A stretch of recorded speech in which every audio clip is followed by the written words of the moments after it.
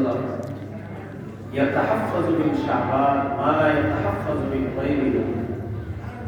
রাসূলুল্লাহ সাল্লাল্লাহু আলাইহি ওয়াসাল্লাম অন্যান্য মাসের চাইতে শাবান মাসে গণনা করার ক্ষেত্রে খুব গুরুত্ব দিয়ে গণনা করেন। এই জন্য শাবান মাস গণনা করা। রমজান মাস সামনে রেখে আপনাদের সামনে গুরুত্বপূর্ণ মৌলিক 18টি করণীয় করব, একটু মন দিয়ে শুনবেন। সামনে যারা আছেন যে 18টার মধ্যে একটা যদি বুঝে না আসেন, আপনি যাতে বলবেন আমার যেহেতু বদ্ধ পরিবেশে কথা বলা হচ্ছে, অনেক সময় বদ্ধ জায়গায় কথা অনেক সময় বোঝা যায় না। 18টা করণীয়। 1 নম্বর করণীয় রমজানের চাপ দেখা, এটা প্রথম করণীয়। এই করণীয়টা আমরা এখন অনেক বছর আর ফলো করি। দেখো সবাই ফেসবুকে অপেক্ষায় থাকি চাঁদ দেখা গেছে কি, আর টেলিভিশনের সামনে বসে থাকে চাঁদ দেখা। চাঁদ কি টেলিভিশনে না আকাশে? দায়িত্বটা শুধু দিয়ে দিচ্ছি তাহলে চাঁদ কমিটি, আপনারা দেখবেন আপনারা জানেন। অথচ মুসলমান হিসাবে আমাদের সুন্নত ছিল কি, আমরা সবাই মাঠে গিয়ে ছাদে গিয়ে চাঁদ তালাশ করা। এই সুন্নতটা গুরুত্ব দিব। চাঁদ আকাশে প্রথম বা না দেখা যাক না যাক, আমি তালাশ করবো, কারণ আমার নবী তালাশ করছে, সাহাবায়ে কেরাম তালাশ করছে, এজন্য আমি তালাশ করব। আমি নবী সাল্লাল্লাহু আলাইহি সাল্লামের সুন্নাহ পালনের মাধ্যমে নবীর সুন্নাহ মুহাম্মদ আমি বাড়ি দিই। এক নাম্বার চাঁদ তালাশ করা। সহিহ বুখারী বর্ণনা 1909 নম্বর হাদিস। এই হাদিসের মধ্যে আছে রাসূলুল্লাহ সাল্লাল্লাহু আলাইহি সাল্লাম বলেন, সুমু লিরুয়াতিহি, তোমরা চাঁদ দেখে রোজা রাখো। ওয়া আফতিরু লিরুয়াতিহি, চাঁদ দেখে ঈদ করো। তাহলে চাঁদ দেখে রোজা রাখো, চাঁদ দেখে ঈদ করো। তাহলে আমাদের প্রথম কাজ চাঁদ দেখে রোজা রাখা। তো প্রথম দিনে আমরা চাঁদ তালাশ করব, এটা হলো রমজানের প্রথম কাজ। 2 নম্বর কাজ, নতুন চাঁদ দেখার পর দোয়া পড়া। তিরমিজির হাদিস 3451 নম্বর হাদিস। এই হাদিসের মধ্যে আছে রাসূলুল্লাহ সাল্লাল্লাহু আলাইহি সাল্লাম যখন নতুন চাঁদ দেখতেন তখন এই দোয়াটা পড়তেন, আল্লাহুম্মা আহিল্লাহু আলাইনা বিল ইয়ুমি ওয়াল ঈমান والسلامة والإسلام ربي وربك الله। রাসূলুল্লাহ সাল্লাল্লাহু আলাইহি সাল্লাম নতুন চাঁদ দেখে এই দোয়া পড়তেন, আল্লাহুম্মা আহিল্লাহু আলাইনা বিল ইয়ুমি ওয়াল ঈমানি ওয়াস সালামাতি ওয়াল ইসলাম রব্বি রব্বুকা আল্লাহ। নিরাপত্তার সাথে শান্তির চাঁদ নতুন চাঁদ দিতে বলে দেন, আপনি আমার রব। এবার বলেন রব্বি রব্বুকা আল্লাহ, আমার রব আল্লাহ, তোমার রব আল্লাহ, আমার রব আল্লাহ, তোমার রব আল্লাহ। তো বেশি এই দোয়াটা। তাহলে 1 নম্বর চাঁদ তালাশ করা, 2 নম্বর চাঁদ দেখে দোয়া করা। আপনারা ইনশাআল্লাহ চাঁদ দেখার আগে আরো 6 দিন আছে, 5 দিন আছে, দোয়াটা শিখে নেওয়ার চেষ্টা করবেন। 3 নম্বর, চাঁদ দেখা যাওয়ার পর রমজানের রাত শুরু হয়ে গেল। প্রথম রাতে আমাদের রমজানের গুরুত্বপূর্ণ আমল হলো তারাবিহ নামাজ পড়া। রমজানের ফরজ নামাজ তো ডেইলি পড়বো, এটা তো আর রমজান আর বাহিরের ভিতরে পড়তেই হবে। রমজান শুরু হলো মানে আমার তারাবিহ পড়তে হবে। সাহাবায়ে কেরামের ঐক্য মতে তারাবিহ 20 রাকাত। সাহাবায়ে কেরামের ঐক্য মতে তারাবিহ 20 রাকাত, এটা আমরা পড়ব ইনশাআল্লাহ। এই ব্যাপারে সাহাবায়ে কেরাম ঐক্য মত। এটা হলো 3 নম্বর করণীয়। বুখারীর হাদিসে আসছে 2009 নম্বর হাদিস। রাসূলুল্লাহ সাল্লাল্লাহু আলাইহি সাল্লাম বলেন, মান কামা রমাদানা ঈমানান ওয়া ইহতিসাবা গুফিরা লাহু মা তাকদ্দামা মিন যামবি। যে ব্যক্তি রমজানের রাতের বেলা সালাত আদায় করবে ইমানের সাথে সওয়াবের আশায় তার আগের গুনাহগুলো মাফ করে দেওয়া তাহলে 3 নাম্বার কাজ তারাবি করা। 20 রাকাত তারাবি ধীরস্থির ভাবে পড়া, ধীরস্থির ভাবে, দ্রুত তারাবি না পড়া, প্রয়োজনে রেস্ট নিয়ে নিয়ে পড়েন। 4 রাকাত পড়ার পর প্রয়োজনে চা খান, প্রয়োজনে নাস্তা করেন। আপনার যদি ক্লান্তি থাকে 4 রাকাত পরে চা খান, নাস্তা করেন, সমস্যা নেই, আপনি আবার চা খান। 4 রাকাত পড়ার পর ক্লান্ত হইলে আপনি আরেকটু রেস্ট নেন, আবার চা খান। এইভাবে বিরতি দিয়ে দিয়ে আপনি 20 রাকাত পড়েন, সমস্যা নেই। তারাবিহ এটা বাংলা কি? তারাবিহের বাংলায় হলো আরামের নামাজ, যে নামাজ আরাম করে পড়া হয়। আপনি রেস্ট নিয়ে বিশ্রাম, আমরা তারাবিতে আসি এই নিয়তে এই এলাকার কোন মসজিদে তারাবি সবচেয়ে তাড়াতাড়ি শেষ হয় এটা আমরা মাফ করি, মাফ করে ওখানে যাই। তারাবির পরে একটা নিয়ম হলো প্রথম কিছুদিন যুবকরা বিভিন্ন মসজিদ থেকে তারাবি কইরা এক জায়গায় গিয়ে একত্রিত হয়, একটু গল্প করে চা খায়। যুবকরা একত্রিত হয়, আবার ইমাম সাহেবরা, এই মসজিদ ইমাম সাহেব, আরেক মসজিদ ইমাম সাহেব, এরকম দেখা সাক্ষাৎ হয়, কথা হয়, কি অবস্থা, কেমন হলো, কেমন। তো চা খানার মধ্যে যখন সাক্ষাৎ হয়, একজন আরেকজনকে বলে তোদের তারাবি কতক্ষণ লাগছে? তো বলে আমাদের তো বলে 2 ঘন্টা লাগছে। আমি যেখানে তারাবি বলাই যাব, প্রথম 6 দিন আমার তারাবি প্রায় 2 ঘন্টা লেগে যায়, 1 ঘন্টা 55 মিনিট, কখনো 2 ঘন্টা লাগে। কিছু মসজিদে 1 ঘন্টা 5 মিনিটে, আমার একই তারাবি 1 ঘন্টা 5 মিনিটেও শেষ হয়ে যায়। তাহলে 65 মিনিট কোন মসজিদে শেষ হয়। আমি যেখানে দাঁড়াই পড়ে ওখানে শেষ হয় 115 মিনিট। কত মিনিট? 115 মিনিট। 115 মিনিট, 65 মিনিট, একই নামাজ, একই তেলাওয়াত, একই পৃষ্ঠা। তো একসাথে যখন চা খেতে দেখা হয়, তোদের কত অনুমান? আমরা 1 ঘন্টা তোদের আমাদের তো প্রায় 2 ঘন্টা লেগে গেছে, এত ভালো লাগে তারা। কাল যদি আপনি মসজিদে আসেন, এখন আপনারা বলেন যিনি 65 মিনিটের মসজিদে ছিল তিনি দামি, না যিনি 115 মিনিট মসজিদে ছিল তিনি দামি? এখন থেকে যদি কেউ সময় নিয়ে আপনাদের সাথে এরকম গল্প করে আর যদি বলেন আমাদের 1 ঘন্টা শেষ হয়ে যাবে, আপনি বলবেন আলহামদুলিল্লাহ, তুমি 60 মিনিট রবের দরবারে ছিলা, আমি 115 মিনিট রবের দরবারে ছিলাম, তোমার চাইতে 55 মিনিট বেশি আমার রব আমাদের তার কাছে রাখছে। এটা বললে পরের দিন আর গর্ব কি শিখলাম? তারাবি করবো ধীরস্থির ভাবে, প্রস্তুতি নিয়ে আসবেন।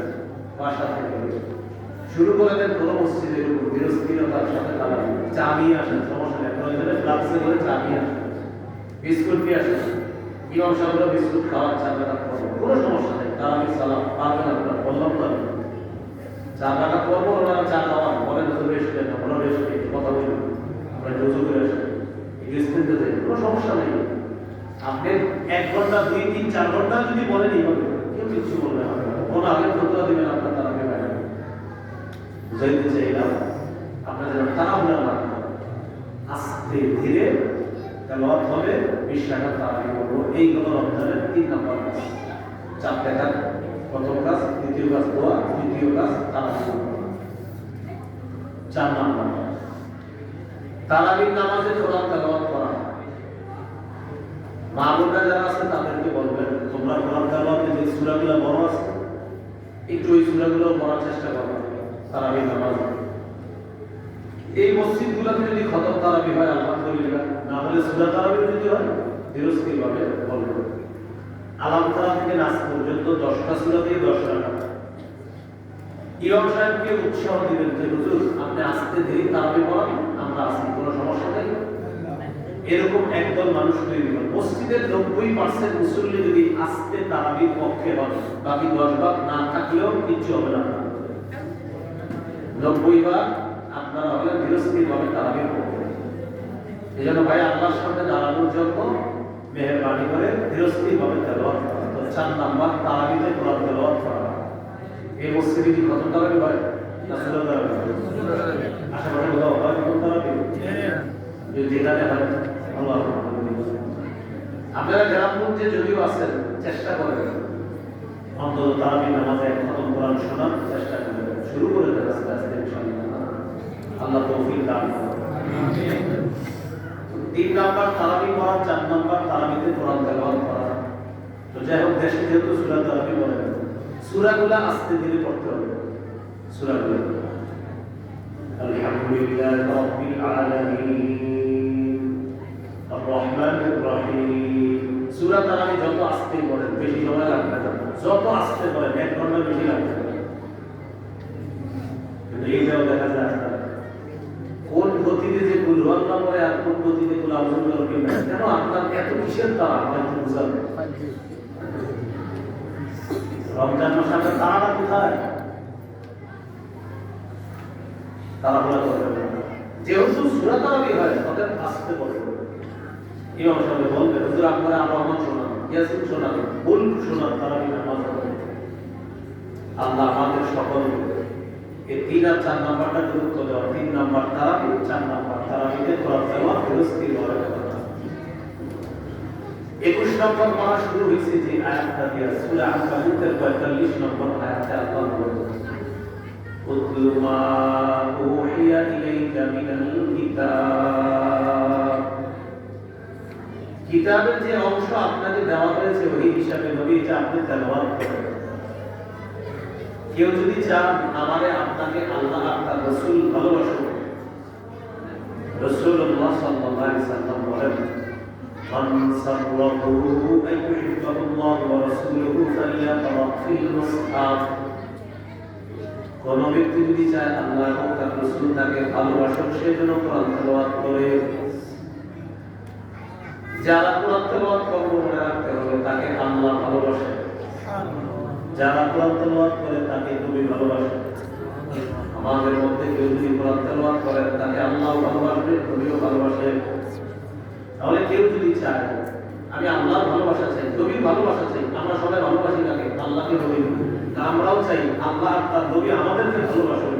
নবীজি বলেন তুমি কোরআন পড়ো, কোরআন পড়লে আল্লাহ ভালোবাসবে, আমি নবীও তোমাকে ভালোবাসবো। সুবহানাল্লাহ। 4 নাম্বার কোরআন তারাবিতেও পড়া, তারাবির বাইরেও কোরআন। আল্লাহ তৌফিক দান করুন। আমিন। খুব গুরুত্ব দিয়ে একটা কথা শোনেন, মরণ পর্যন্ত নিয়মিত 3টা আমল করার চেষ্টা করবেন ডেইলি, প্রতিদিন। 1 নাম্বার কোরআন তেলাওয়াত, 2 নাম্বার 5 ওয়াক্ত নামাজ, 3 নাম্বার সাধ্য অনুযায়ী দান সদকা। এটা নিয়মিত করবেন সবাই। কোরআন তেলাওয়াত, 2 নাম্বার হলো নামাজ, 3 নাম্বার দান সদকা। 5টা লাইন হলে কোরআন লেখা পড়বেন, 10 লাইন পড়বেন, 15 লাইন পড়বেন, 15 লাইনে 1 পৃষ্ঠা। আর যদি বলেন হুজুর হাদিসে কি আছে একটু শোনান তো দেখি ব্যাপারে কি। হাদিসে আমাদের সকলের ওই বলছে কোরআন ফি আরবাঈনা, 40 দিনে অন্তত 1 খতম কোরআন পড়বেন। কয়দিনে? কয়জন মানুষ রমজানের পরে এই রমজান পর্যন্ত একদিন কোরআন পড়ছেন বলেন? অথচ নবী বললেন আমাদের প্রত্যেকটা মুসলমানের উচিত 40 দিনে 1 খতম কোরআন পড়া। কিন্তু আমরা রমজানে শুধু কোরআন না নামাই, পরে 2-3 খতম করি, পড়ার পর হুজুরের কাছে দোয়া চাই। ঈদের ওই 2-3 দিন আগে হুজুর আমার 2 খতম হয়েছে, আমার 3 খতম, আমার 4 খতম, বক্সায় দিই বইটা ভালো লাগে না। যে হুজুর বুঝে নাকি পৌঁছায় দিই, কেন হুজুরের নাকে কিন্তু বুঝবে না। আপনি যদি বললেন এদিকে চলে আসবে মাঝে মাঝে চিঠি দেন না হুজুর বক্সায় দিয়ে, মানে আমি বক্সাই তো হবে, আর আমি কোথায় ছিল? আপনি বললেন এদিকে কই, এখন কই আছে? আপনি যেই নিয়মে কোরআন পড়েছেন সেটা তো হয়ে গেছে। 1 রমজান থেকে 27 রমজান পর্যন্ত আপনি 3-4 খতম কোরআন পড়লেন, আমাদের চিঠি লিখলেন হুজুর বক্সায় দিয়ে। বক্সানো বাংলা হলো পৌঁছায় দিয়ে। কই পৌঁছাবো বলেন? যে আমার দাদার কবর, নানির কবর, ঠিক আছে। তো আপনি যে 27 দিন পড়ছেন তাহলে এটা কই ছিল এতদিন? আমার আমি কষ্ট নিয়ে না, এই যে 27 দিন পড় দেন তাহলে এই 3 খতম কই রয়েছে? উঠতেছে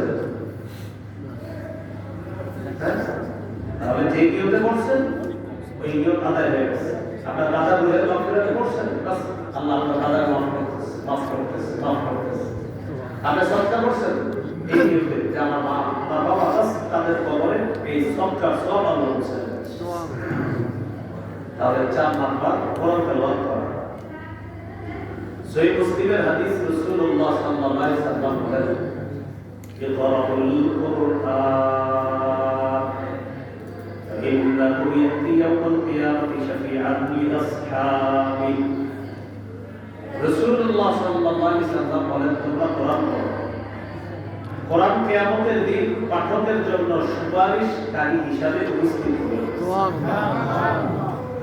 এবার একটু শুনুন, আমাকে আপনাকে যখন কবরে রাখা হবে, কবরে রাখার পর মাথার কাছ দিয়ে আযাব আসবে।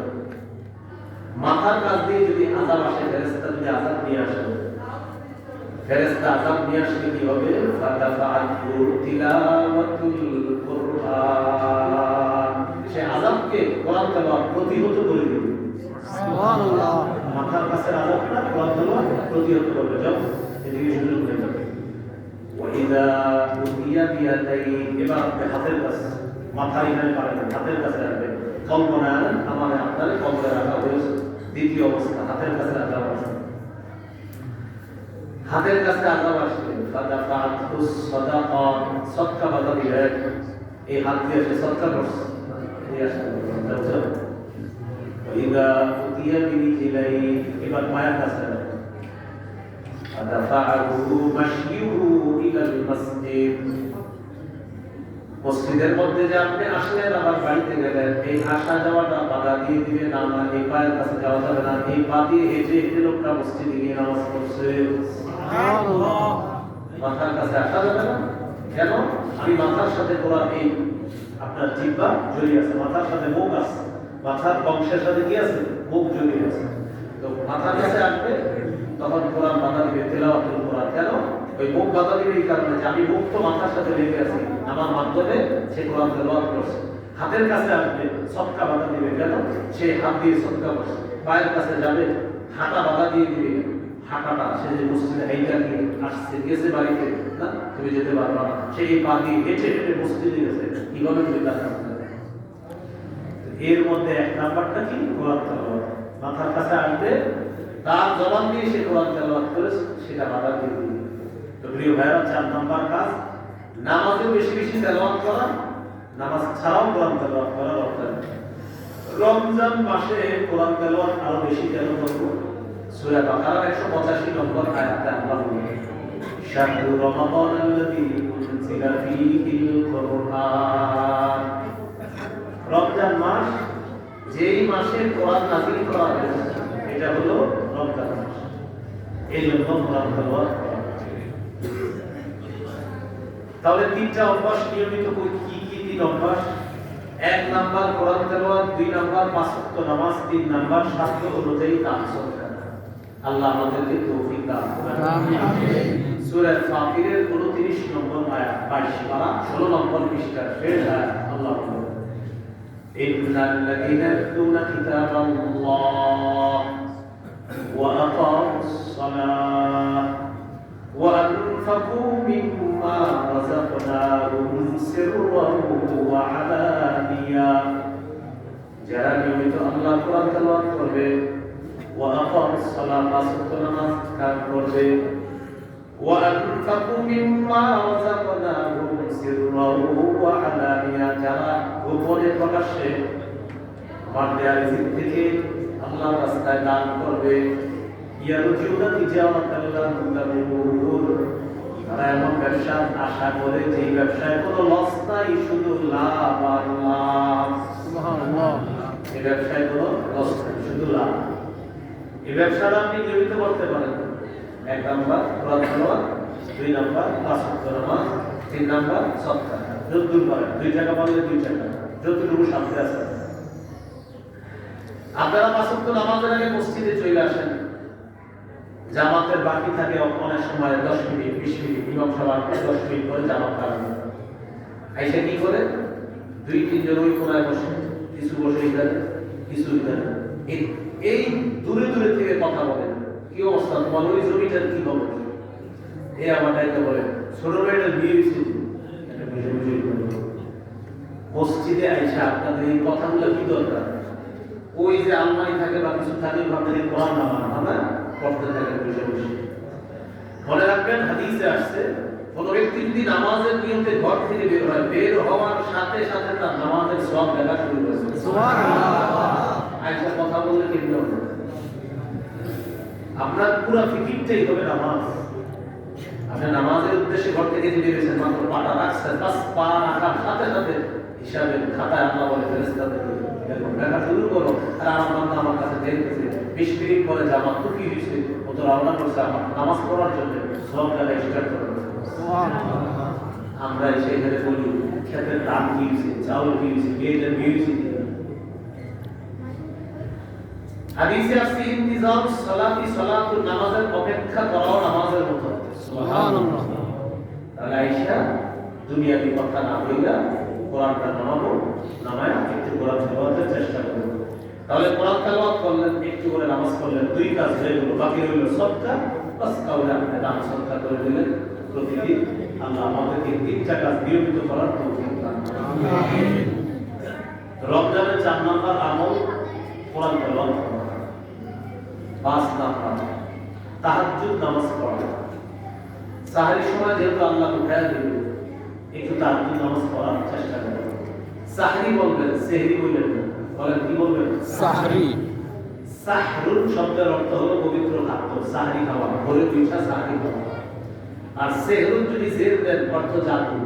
অর্থ কি? জাদু। সবাই বলে সেহরি খাওয়ার সময় হয়েছে, জাদু খাওয়ার সময় হয়েছে। আরবিতে সিনের নিচে জের হলে সেহরুন মানে হলো জাদু, সিনের উপরে জবর হলে সাহরুন, ভোরের পবিত্র খাদ্য। কোথায় জাদু, কোথায় পবিত্র খাদ্য, জের জবরের বাড়তে। এই জন্য তো উস্তাদের কাছ থেকে বিদ্যা না শিখে মুশকিল। তাহলে সেহরি না সাহরি? সাহরি। সেহরি খাওয়ার সময় হয়েছে, জাদু খাওয়ার সময় হয়েছে। যদিও এগুলো কেউ বুঝে না বলেন, গুনাহ হবে না, বেচারা জানেন, বুঝেন না। এখন থেকে সাহরুন বলবো। সাহরুন মানে ওই যে করে সাহরির সময় উঠা যে পবিত্র খাদ্যটা খাই, এটা হলো সাহরুন। সাহরুনের কোন শাব্দিক অর্থ হলো ভোরে জাগ্রত হওয়া। ওই সময়টাকে সাহরুন বলা হয়। ফজরের আগের যে সময়টা, এটাকে বলা হয় কি? সাহরুন, মানে রাত্রি জাগরণ করা। আল্লাহ আমাদের সকলকে কথাগুলো বোঝার তৌফিক দান করুন। আমিন। তাহাজ্জুদ নামাজ পড়া। তিরমিজির হাদিস 2616 নম্বর হাদিস। এই হাদিসে আসছে নবী বলেন কল্যাণের 3টা দরজা আছে। কল্যাণের কয় দরজা? 3 দরজা। এক নাম্বার সাওম, সাদাকা, সাওম সুন্নাহ। কল্যাণের 1 নাম্বার দরজা হলো রোজা রাখা। 2 নাম্বার সাদাকা তুতিউল খাতিআতা কামা ইউতিউল মাউন নার। 2 নাম্বার সদকা করা কল্যাণের দরজা। 3 নাম্বার সালাতুর রাজুলি মিন জাওফিল লাইল, রাতের বেলা তাহাজ্জুদ নামাজ পড়া। তাহলে কল্যাণের দরজা 3টা। 1 নাম্বার রোজা রাখা, 2 নাম্বার সদকা করা, 3 নাম্বার তাহাজ্জুদ পড়া। কেউ যদি চান আপনার ঘরে বরকত কল্যাণ দরকার, 3 আমল বাড়ায় রোজা রাখবেন, সদকা করবেন, তাহাজ্জুদ নামাজ পড়বেন। আল্লাহ তৌফিক দান করুন। আমিন। এই হলো 5 নাম্বার তাহাজ্জুদ পড়া। 6 নাম্বার সাহরি খাওয়া। এই যে ভোরে উঠে যে খানাটা খাবো, এটা খাবো। অনেকে কি করে পালোয়ারগিরি দেখায়, না খায় রোজা রাখে। বলে বন্ধুদেরকে বলে আমি তো না খায় রোজা রাখি। আপনি যেটা বলেন না, এটা কোনো পালোয়ারগিরির বিষয় না। কেউ যদি বলে না খায় রোজা রাখছে, বলবেন ইচ্ছা করে খাই, খাও নাই? বলবে হ্যাঁ ইচ্ছা করে। যদি বলে ইচ্ছা করে খায় নাই, তখন বলবেন ভালো কাজ করবেন কেন? আমাদের নবী সাহাবী গেছে, তুমি খাও নাই?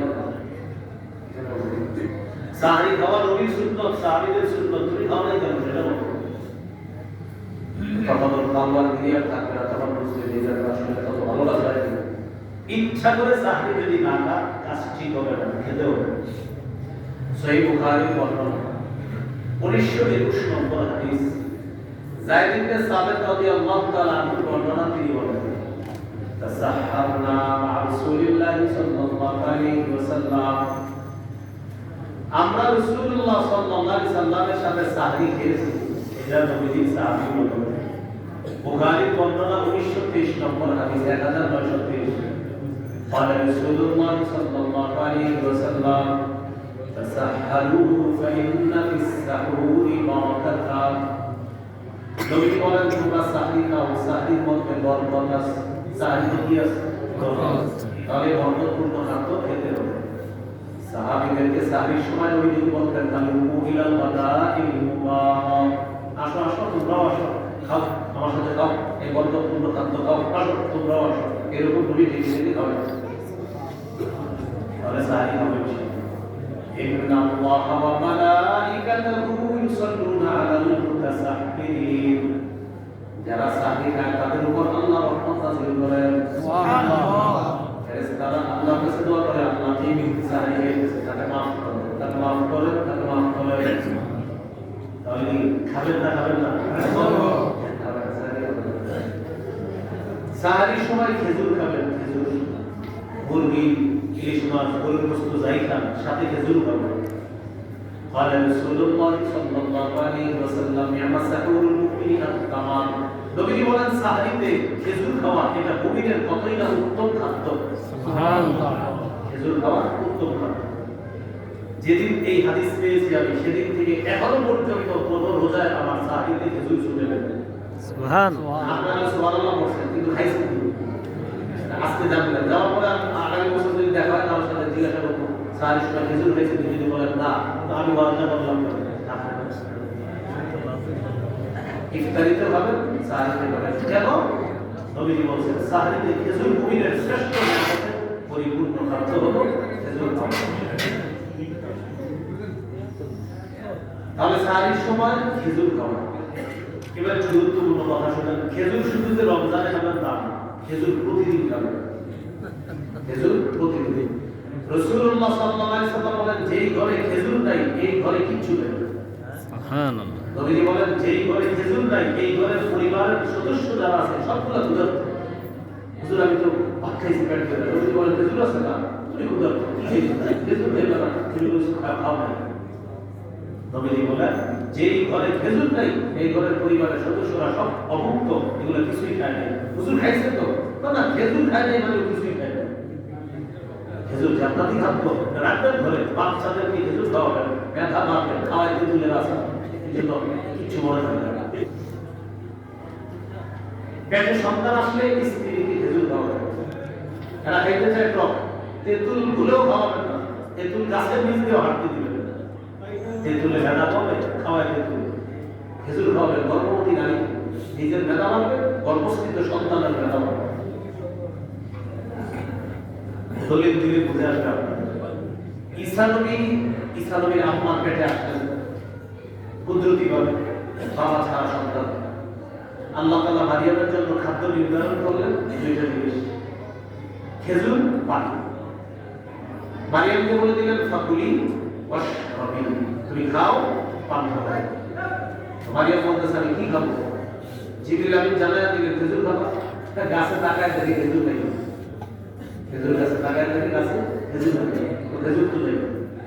যে আল্লাহ তোমাকে বাবা ছাড়া সন্তান দান করতে পারে সে আল্লাহ খেজুর গাছে খেজুর না থাকলেও খেজুর দিতে পারে। তোমার যখন খেজুর খেতে বলছে ছাড়া দিবে, নাড়া দিলে খেজুর করবে। ওখান থেকে খেজুর খাবো, সামনে ছিল আপনার পাহাড়, পাহাড় থেকে ঝর্ণা, ঝর্ণা পানি পান করবো। আমি যে বিষয়টা বুঝাইতে চাই, মারিয়ামের জন্য আল্লাহ এত খাবার রাইখা দুনিয়ার খেজুর কেন নির্ধারণ করলেন? এখান থেকে বোঝা যায় গর্ভবতী নারীদের শ্রেষ্ঠ খাদ্য হলো খাওয়ায় তেঁতুল, এই আশা ওই আশা, পুরো মেধা নষ্ট করে যে টক জাতি কিছু হয়, যদিও কিছু হবে তেমন না, অন্যান্য টক ভালো। আমি আল্লাহর রহমতে কোনো টকে দিই না, অন্য না কোনো ধরনের টকে দিই না। টক মানে এটা শেখার করতেছি না, টক ভালো জিনিস না, আপনার কেমন জানি কোনোদিনও খেতে মন চায় না। টক আমার এটা কি টক তো টক, এটা তো টক। এটা কি ঠান্ডা খান মজা দিয়েছে, আসার মজা দিয়েছে, আচ্ছা চক আমার মজা তো চক, চক মজা দিয়ে যাই হোক যেটা বুঝে গেছে স্ত্রীকে খেজুর হবে। আমি বলছি না যে আপনারা কেউ খাবেন না, জন্মাই টন্মাই খাবেন না, ওটা হ্যাঁ আমরা খেতে পারেন, ভালো জিনিস ভিটামিন এগুলো খেতে পারেন, কিন্তু খায় কি তেঁতুল। তেঁতুলে কিন্তু মেধা কমায় না। এই কথা মাথায় রাখতে হবে।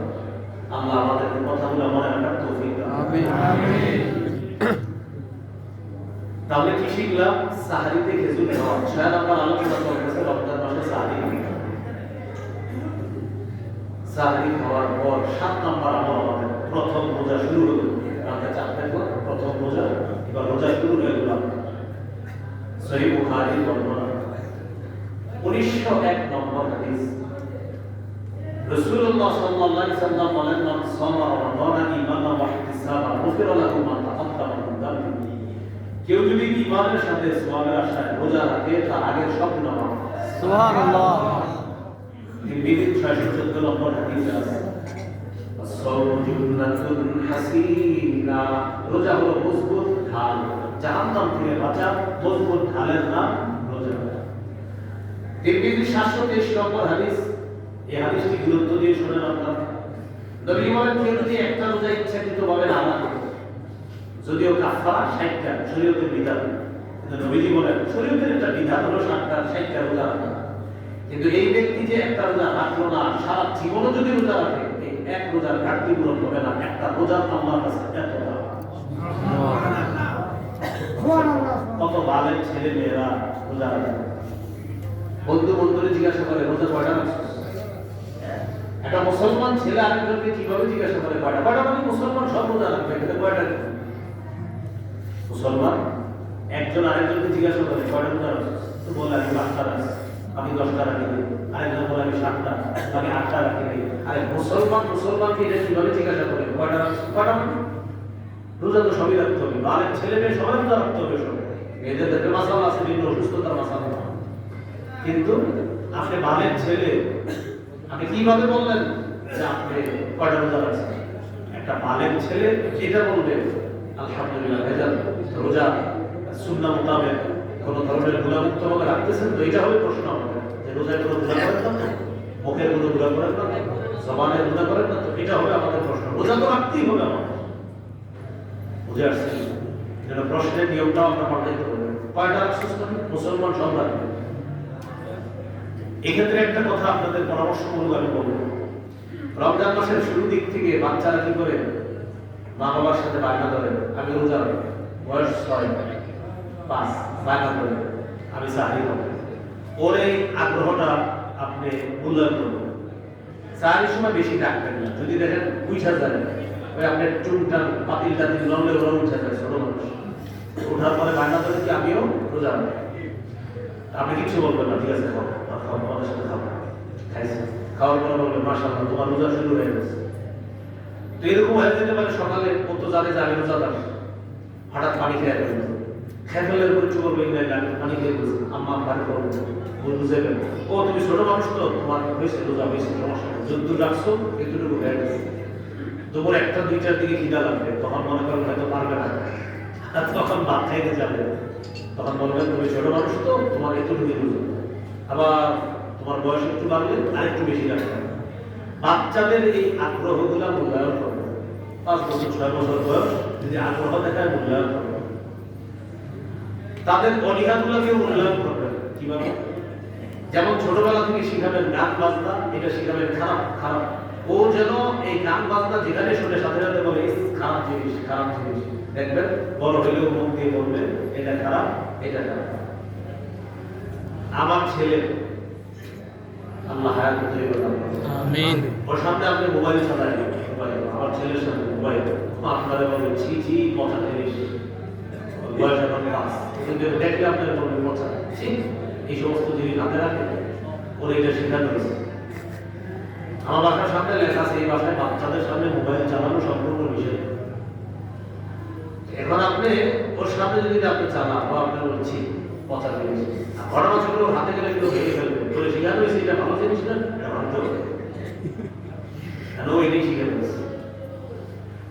ভবিষ্যতে কি হবে জানি না, চেষ্টা তো চালিয়ে গেছি আমি এটা আপনাদেরকে এই কারণে কথা বলবো, শৈশব থেকে সন্তান লালন পালন সঠিকভাবে করবে।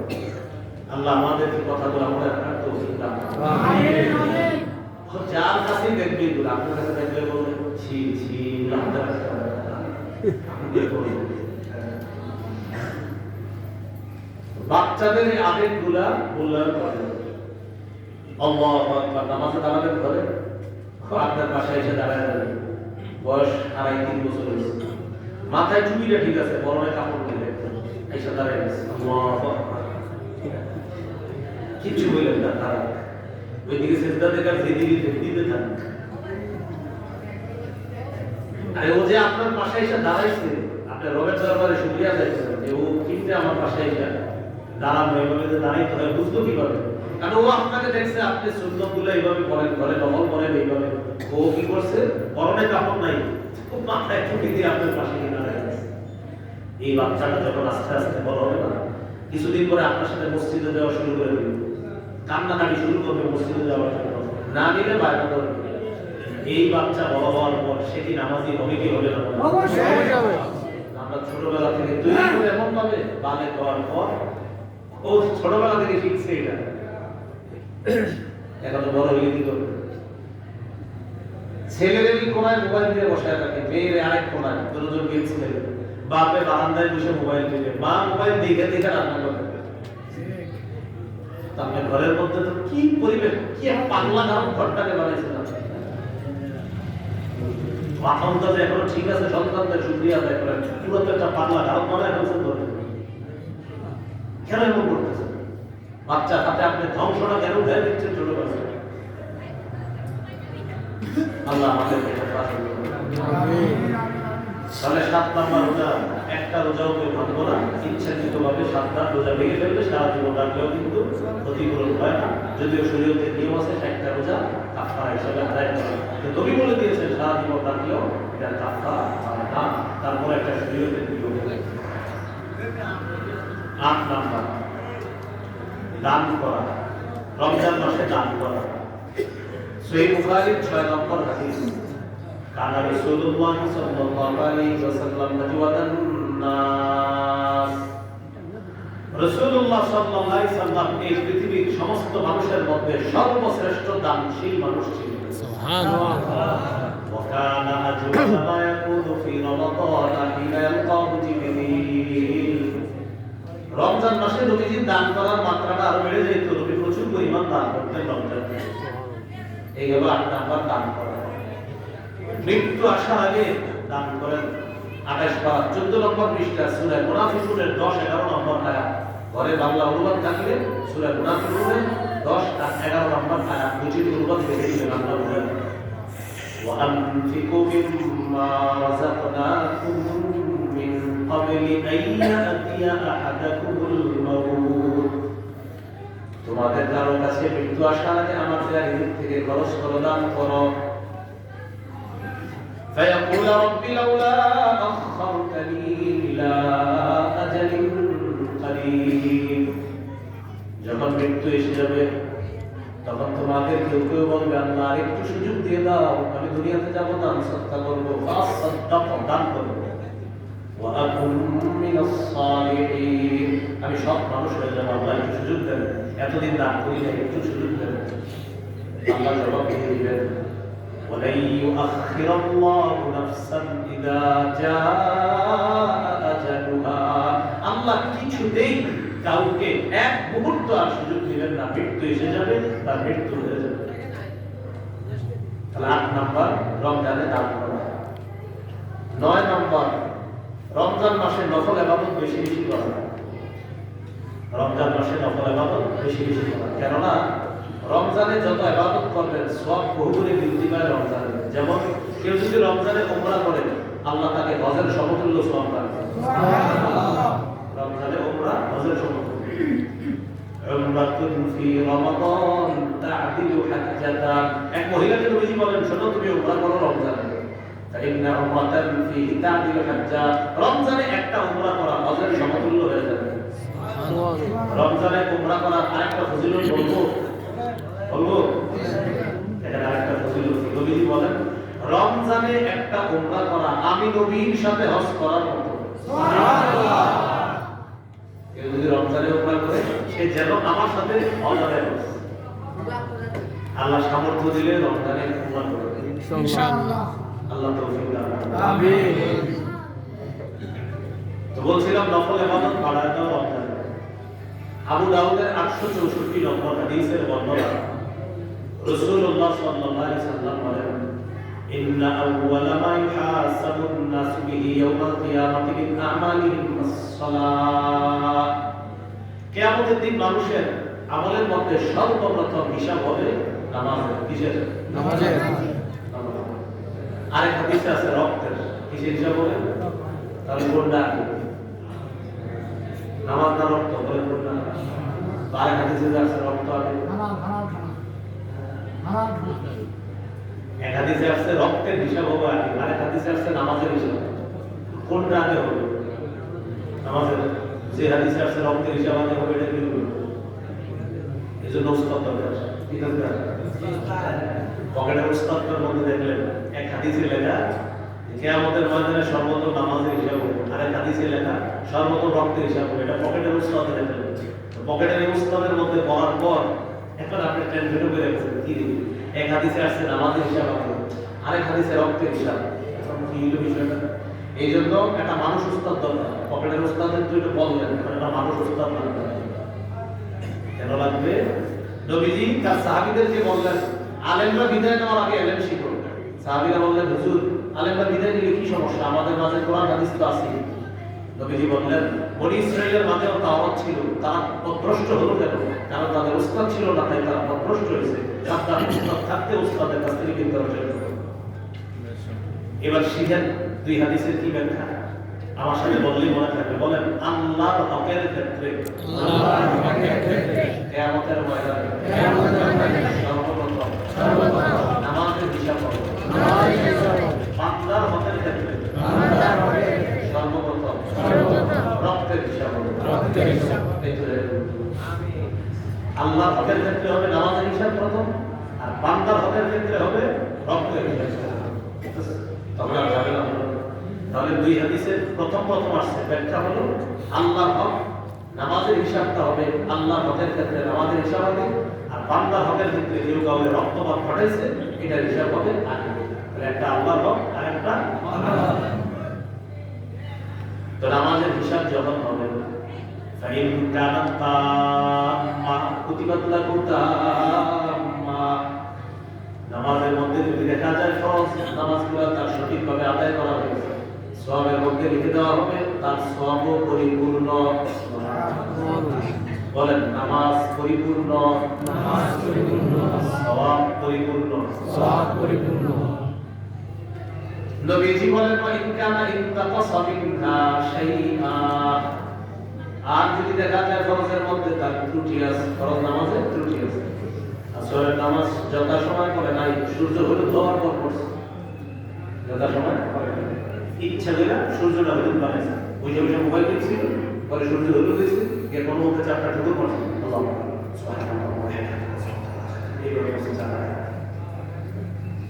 খেলায় খেলায় সময় নষ্ট করে এরকম নামাজ পড়ছে। মা বোনরা রান্না বসাইছে, রাতের ভাতটা একটু সিদ্ধ হোক, তারপর আসরটা হলো, এই করতে করতে সূর্য হলুদ হয়ে গেছে, মেয়েদের তারপর বলে জাল থেকে লাঠিগুলা চুলায় দিয়ে আমি নামাজ পড়ে আসতেছি। আবু দাউদের 413 নম্বর হাদিস নবী বলেন এটা মুনাফিকের নামাজ, এটা মুনাফিকের নামাজ, এটা মুনাফিকের নামাজ। যদি দেখেন ফরজ নামাজের ত্রুটি আছে তখন আল্লাহ বলবেন আমার বান্দা নফল ইবাদতগুলো দেখো, নফল ইবাদতগুলোর মাধ্যমে আতিমু ফরিদাতাহু বিন তাতাওউহি, তার নফলের মাধ্যমে ফরজের ঘাটতিগুলো পূরণ করবে। সুবহানাল্লাহ। নফলের মাধ্যমে ফরজের ঘাটতি পূরণ করবে। এজন্য আমরা নফল ইবাদত করব। বলেন ইনশাআল্লাহ। ইনশাআল্লাহ। 10 নম্বর নেক কাজ যত বেশি করা যায় রমজান মাসে, নেকির কাজ, যে কোনো নেকির কাজ, ভালো কথা বলা, ভালো কাজ করা, যে কোনো নেকির কাজ। সূরা তাওবার 9 নম্বর আয়াতে আল্লাহ বলেন 16 নম্বর পৃষ্ঠা সূরা তাওবা 9 নম্বর আয়াত, ওয়া মান ইউমিন বিল্লাহ ওয়া ইয়ামাল সালিহান ইউকাফির আনহু সাইয়্যাতিহি ওয়া ইউদখিলহু জান্নাতিন তাজরি মিন তাহতিহাল আনহার খালিদিনা ফিহা আবাদা। যারা আল্লাহকে বিশ্বাস করে, যারা নেকির কাজ করে, তাদের আগের যত গুনাহ আছে সব আল্লাহ মাফ করে দিবেন। তাদেরকে এমন বাগানে আল্লাহ প্রবেশ করাবেন যে বাগানের তলদেশ দিয়ে ঝর্ণা ধারা প্রবাহিত হবে, নহর সমূহ প্রবাহিত হবে, ঝর্ণা ধারা প্রবাহিত হবে। খালিদিনা ফিহা আবাদা, সেটাই তারা চিরকাল থাকবে। যালিকাল ফাউজুল আযীম, আল্লাহ বলেন এটাই মহান সফলতা। তাহলে নেকির কাজ বেশি বেশি করার তৌফিক দান করেন আমাদের। 11 নম্বর দোয়া করা, রমজানে বেশি বেশি দোয়া করা। দুইটা দোয়া বেশি করব, বলেন আল্লাহুম্মা ইন্নী আসআলুকাল জান্নাহ ওয়া আউযু বিকা মিনান নার। হে আল্লাহ, আমি আপনার কাছে জান্নাত চাই, জাহান্নাম থেকে পানা চাই।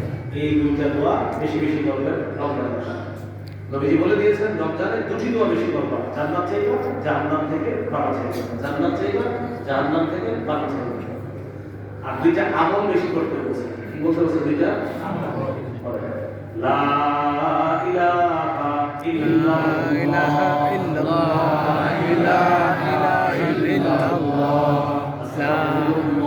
আস্তাগফিরুল্লাহ।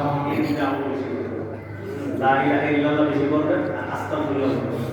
লা ইলাহা ইল্লাল্লাহ এটা করবেন, ইস্তেগফার বেশি বেশি করবেন। তো নবীজি বলছেন এই চারটা কাজ রমজানে বেশি করবেন। এর মধ্যে দুইটা হলো চাওয়া, একটা হলো জান্নাত চাইবা, আর জাহান্নাম থেকে পানা চাওয়া। একটা হলো লা ইলাহা ইল্লাল্লাহ বলবা, আর একটা হলো আস্তাগফিরুল্লাহ বেশি বেশি করবেন। 11 নাম্বার দোয়া করা, আল্লাহর কাছে কি করা? দোয়া করা। 12 নাম্বার জিকির করা, বেশি বেশি কি করা? জিকির। قال رسول الله صلى الله عليه وسلم أحب الكلام إلى الله أربع, আল্লাহর কাছে চারটি কথা সবচেয়ে পছন্দনীয়। পড়ি সুবহানাল্লাহ, আলহামদুলিল্লাহ, লা ইলাহা ইল্লাল্লাহ,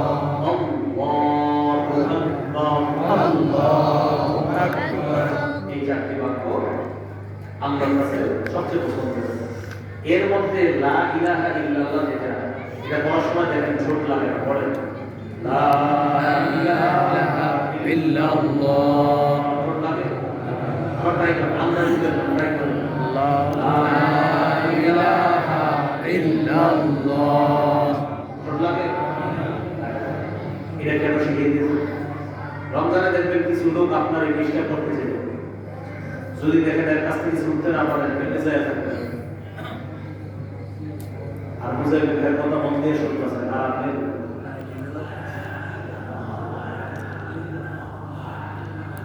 ছোট্ট লাগে এর মধ্যে আপনি হাতুরা মন দিয়ে কথা শুনতেছেন। আসলে তো আপনি লা ইলাহা ইল্লাল্লাহ করতেছেন। 3592 নম্বর হাদিস, ইল্লা ফুতিহাত লাহু আবওয়াবুস সামা হাত্তা তুফজিয়া ইলাল আরশ, আসমানের সবগুলো দরজা খুলে দেওয়া হয় তার লা ইলাহা ইল্লাল্লাহ আরশ পর্যন্ত যেন পৌঁছে। সুবহানাল্লাহ। তাহলে লা ইলাহা ইল্লাল্লাহ এমন এক জিকির, আপনি 24 ঘন্টা বললেও কেউ আপনারা বুঝবেন আপনি যে জিকির করেছেন।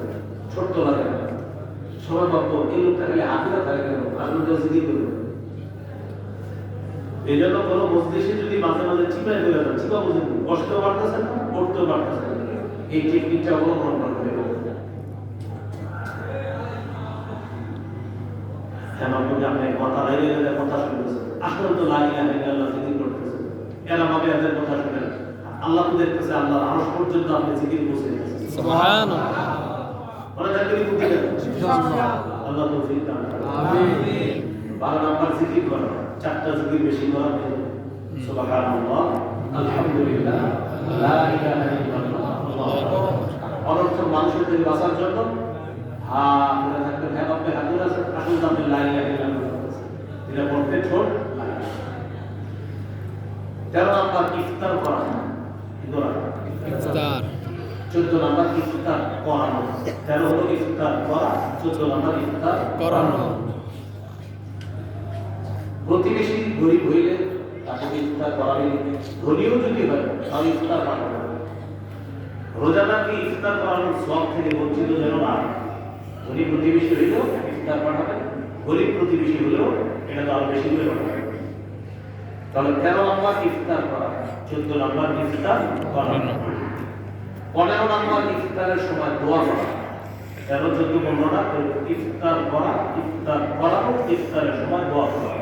13 ইফতার করা, 14 ইফতার করানো, 15 ইফতারের সময় দোয়া করা। তিরমিজি 3598 নম্বর হাদিসে আছে, قال رسول الله صلى الله عليه وسلم ثلاثة لا ترد دعوتهم। তিন ব্যক্তির দোয়া ফিরিয়ে দেওয়া হয়। এক নম্বর الصائم حتى يفطر। রোজাদার যখন ইফতারের সময় দোয়া করে তার দোয়া ফিরিয়ে দেওয়া হয়। সুবহানাল্লাহ। দুই নম্বর ওয়াল ইমামুল আদিল। ন্যায়পরায়ণ পুরুষ শাসকের দোয়া ফিরিয়ে দেওয়া হয়। কি শাসক? পুরুষ শাসক। ন্যায়পরায়ণ পুরুষ শাসক। ন্যায়পরায়ণ বলেন না, কি শাসক? ন্যায়পরায়ণ পুরুষ শাসক। পুরুষ কি শাসক? পুরুষ শাসক। পুরুষ শাসক এটা চাইবার না, বলেন পুরুষ শাসক। পুরুষ শাসক, পুরুষ শাসক। যাদের বয়স 20-22 এরা তো এটা মাথায় আনতে পারে না। পুরুষ শাসক তো কোনোদিনও দেখিনি যাদের 20-22, এদের একটা টেনশন আছে, পুরুষ শাসক তো দেখিনি। ন্যায়পরায়ণ পুরুষ শাসকের দোয়া ফিরিয়ে দেওয়া হয়। তো ন্যায়পরায়ণ পুরুষ শাসক যে তার দোয়া ফিরিয়ে দেওয়া হয় না। এটা হলো আমরা আল্লাহর কাছে দোয়া করব। ইফতারের সময় আল্লাহকে বলবো, আল্লাহ কিয়ামতের আগে বাংলাদেশের জন্য আর নারী শাসক বানাও। আমিন। আরেকটা দোয়া করব, আমাদের দেশে একজন ন্যায়পরায়ণ পুরুষ শাসক আপনি দিয়ে দেন। আল্লাহুম্মা আমিন। তিন ব্যক্তির দোয়া ফিরিয়ে দেওয়া হয়। এক নম্বর রোজাদার, দুই নম্বর ন্যায়পরায়ণ পুরুষ শাসক, তিন নম্বর ওয়া দাওয়াতুল মাসলুম। মাসলুমের দোয়া ফিরিয়ে দেওয়া হয়। তাহলে আমরা ইফতারের সময় সবাই সবার জন্য দোয়া করব ইনশাআল্লাহ। 16 নম্বর ইতিকাফ করা। এগুলো রমজানের মোটামুটি আপনার মৌলিক, শুধু প্রথম রোজার কথা বললাম। প্রথম রোজা এইভাবে প্রতিটা রোজা আদায় করা, শেষ দশকে ইতিকাফ করা। সহিহ বুখারীর বর্ণনা 2033 নম্বর হাদিস, কানা রাসূলুল্লাহ সাল্লাল্লাহু আলাইহি ওয়াসাল্লাম ইয়াহতাকিফু ফিল আশরিল আওয়াখির মিন রমাদান। নবীজি রমজানের শেষ দশকে ইতিকাফ করতেন। 17 নম্বর লাইলাতুল কদর তালাশ করা। যারা চান লাইলাতুল কদর সহজে পাবেন তাদের জন্য সর্বশ্রেষ্ঠ উপায় হলো ইতিকাফ। ইতিকাফ করলে লাইলাতুল কদর পাওয়া সহজ। বেশক নবী সাল্লাল্লাহু আলাইহি ওয়াসাল্লাম বলেন, মাইয়াকুম লাইলাতুল কদরি ঈমানাও ওয়া ইহতিসাবা ওয়াফিরা লাহু মা তাকাদ্দামা মিন যামবি। কোন ব্যক্তি যদি লাইলাতুল কদরে জাগ্রত হয়, ইবাদত করে ঈমানের সাথে আর সওয়াবের আশায়, তার আগের সম্পূর্ণ গুনাহ maaf করে দেওয়া হয়। সুবহানাল্লাহ। এজন্য 27 রাতে সারা রাত মসজিদে থাকবো, কি বলেন? ইনশাআল্লাহ।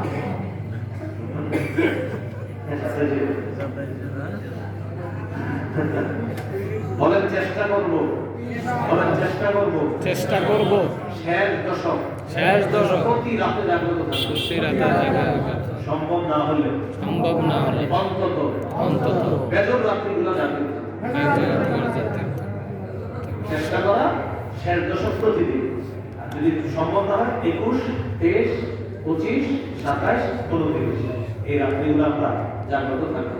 তবে বুখারীর মধ্যে একটা বর্ণনা আছে, 24 রাতের কথা আছে। ইবনে আব্বাসের বর্ণনা, তোমরা লাইলাতুল কদর 24তম রজনীতে তালাশ করো। এটা শুধু আব্দুল্লাহ ইবনে আব্বাসের বর্ণনা।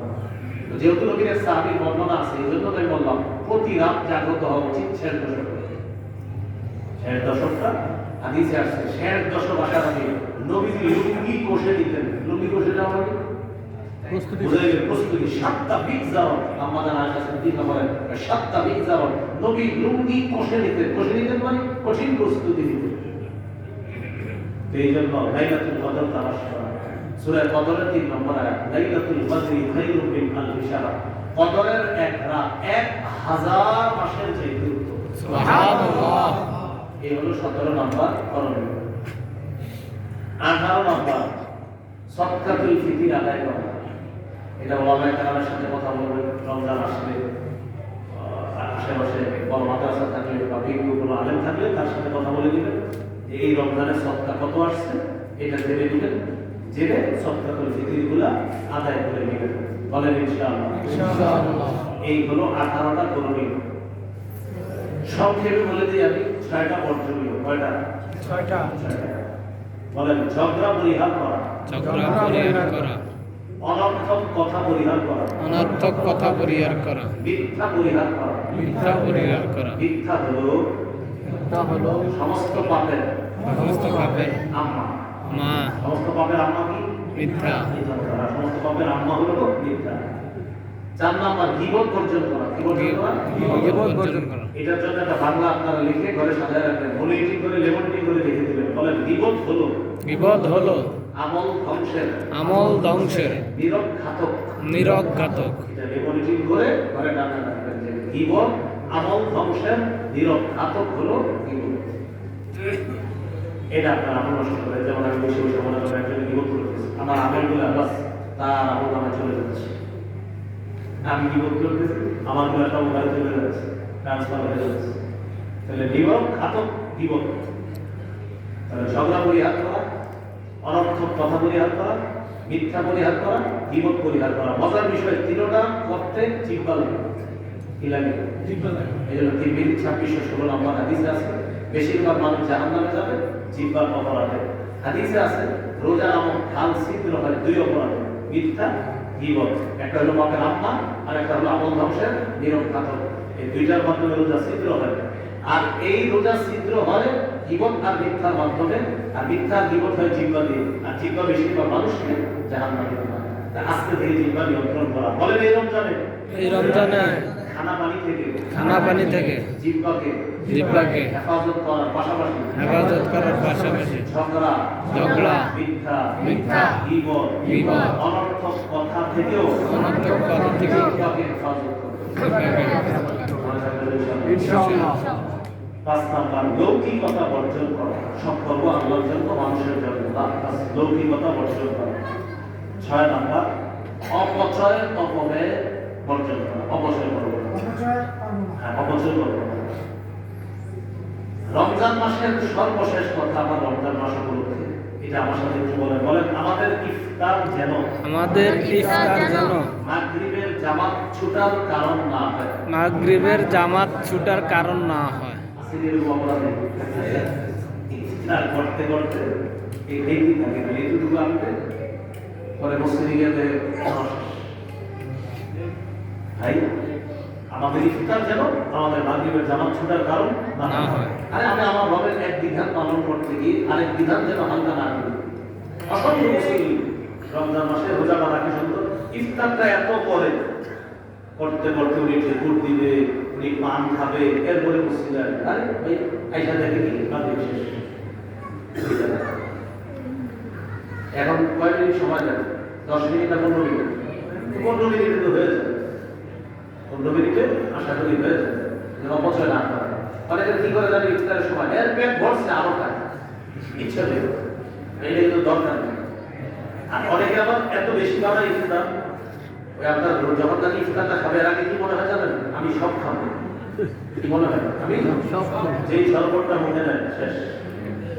এরপরে জোর করে আস্তে আস্তে খাইতে তো এরপরে আর নামাজটা পড়তে পারে না।